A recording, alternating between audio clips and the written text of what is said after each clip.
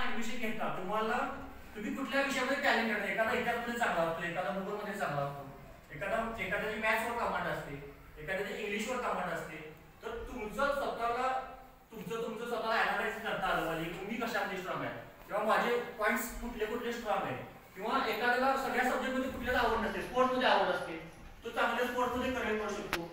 सचिन तेंडुलकरांनी 16व्या वर्षी काय केली होती, हातामध्ये बॅट घेतली होती, त्यामध्ये आता काय झाले भारताचे एक नंबर क्रिकेटचा त्याला देव म्हणतात. हे का झालं की त्यांनी कमी वयामध्ये करिअरची निवड, त्यांनी स्वतःच्या क्वालिटीज बघून करिअरची निवड केल्यामुळे त्याला तो यशस्वी काय टप्पा त्याला पार पाडता आला. तर एसएससीच्या मार्कवर आधारित तुम्ही काय करता, पहिले तर ऍडमिशन घेऊ शकता. त्यामध्ये मी तुम्हाला सांगितले काय प्रिकॉशन घ्यायची, लक्षात आलं. त्यानंतर काय आपलं दुसरं काय सगळ्यात महत्त्वाचं जे आपल्या सगळ्याच्या बाबतीत होतंय ते काय, पालकांच्या इच्छेनुसार.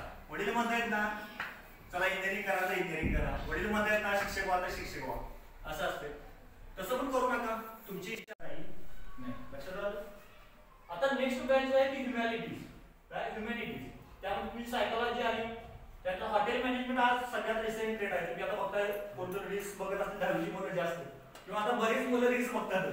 त्यामध्ये बघा आपल्याला काय दिसते, त्याने हॉटेल काढलं नाही, हा नवीन पदार्थ आला. हे कशामुळे हॉटेल मॅनेजमेंट ही जेव्हा फील्ड आली त्यामुळे आपल्याला सगळ्यांना समजून खायला आवडते. त्यामुळे जर कोणाला ह्यामध्ये पण आवड असेल हॉटेल मॅनेजमेंट मध्ये तुम्ही केला तर तुमचं बरंच उदाहरण असे आहेत की ती ग्राउंड पासून लोक बरीच वरती गेली हॉटेल मॅनेजमेंट. लक्षात स्वतःचं हॉटेल काढलं. इथपर्यंत हा तुम्हाला सगळ्या ब्रँचेस आले, आर्ट्स, कॉमर्स, सायन्स आणि हॉटेल मॅनेजमेंट. आता पुढचं काय बघा, 10वी नंतरच्या उज्ज्वल भविष्यासाठी एक उत्तम संधी म्हणजेच काय असते, व्यावसायिक तंत्र शिक्षण. आता ह्याच्यावर आपण बोलणार आहोत. ते आता पर्टिक्युलर आपण कुठं आलो, सायन्स बॅकग्राऊंड किंवा डिप्लोमा या लेवलला ऍडमिशन घेता तुम्हाला तुम्ही कुठल्या विषयामध्ये टॅलेंट आहे, एखादा इतिहासमध्ये चांगला असतो, एखादा भूगोलमध्ये चांगला असतो, एखाद्याची मॅथ्सवर कमांड असते, एखाद्याची इंग्लिशवर कमांड असते, तर तुमचं स्वतःला अॅनालाइज करता आलं पाहिजे की मी कशामध्ये स्ट्रॉंग आहे किंवा माझे पॉईंट्स कुठले स्ट्रॉंग आहे, किंवा एखाद्याला सगळ्या सब्जेक्टमध्ये कुठल्याच आवड नसते, स्पोर्ट्समध्ये आवड असते, तो चांगल्या स्पोर्ट्समध्ये करिअर करू शकतो.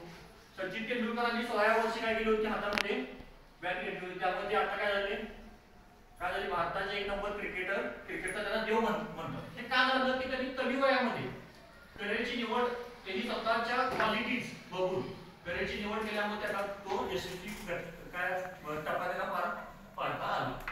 तर एसएससीच्या मार्कवर आधारित तुम्ही काय करता, पहिले तर ऍडमिशन घेऊ शकता. त्यामध्ये मी तुम्हाला सांगितले काय प्रिकॉशन घ्यायची, लक्षात आलं.